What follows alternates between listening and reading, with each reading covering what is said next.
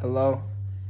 In this video, I'll be sharing my reaction to Richard Borsheile's article, Eating Christmas in the Kalahari.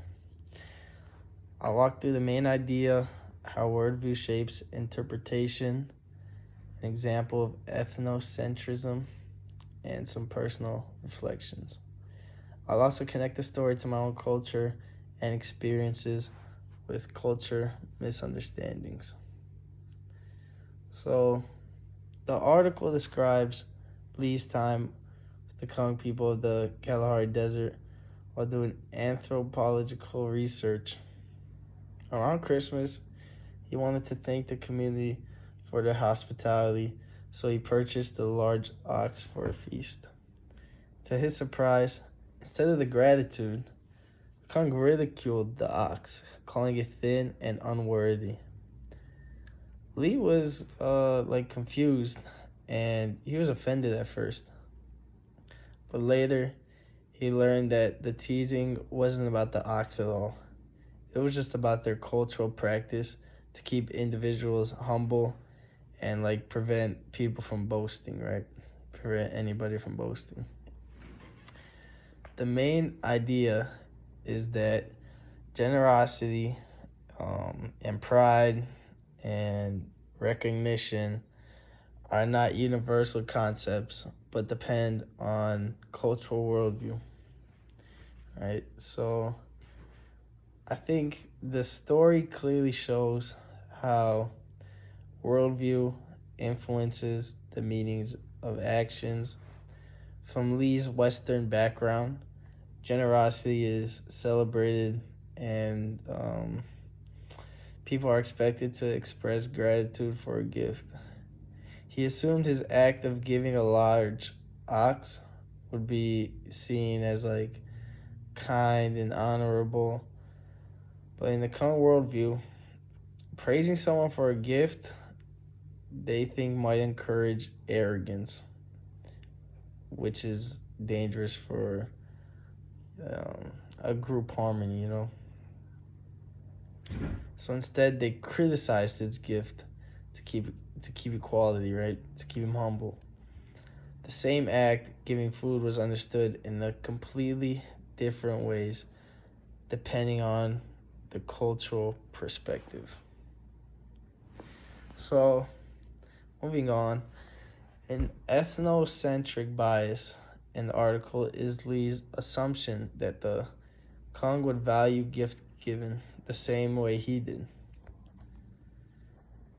His expectation of appreciation reflected in his own cultural lens, right? Because of that bias, he initially viewed their reaction as ungrateful and even insulting, right? When he finally understood their worldview, he realized that the problem wasn't their behavior, it was just his view, his interpretation. And this really shows how easily ethnocentrism can distort our understanding of another culture.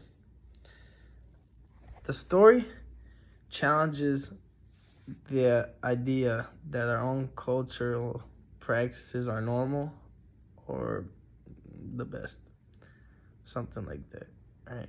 Lee believed that gratitude was the natural and the normal way to respond to generosity, but the Kong believed humility was the correct response. So they both have different responses, right? So the article reminds us that what feels obvious in one culture isn't the same in other cultures, right? Every culture has different practices. So a tradition in my culture, or I would say here in the U.S., is tipping in restaurants. Here, leaving a tip of 15 or 20% is normal, and it's expected now. Especially now, it's expected everywhere. It's seen as a way of showing appreciation for good service. But in other countries, like when I go to Europe, when I go back home to Romania or places, when I go to Poland, tipping isn't common at all, right?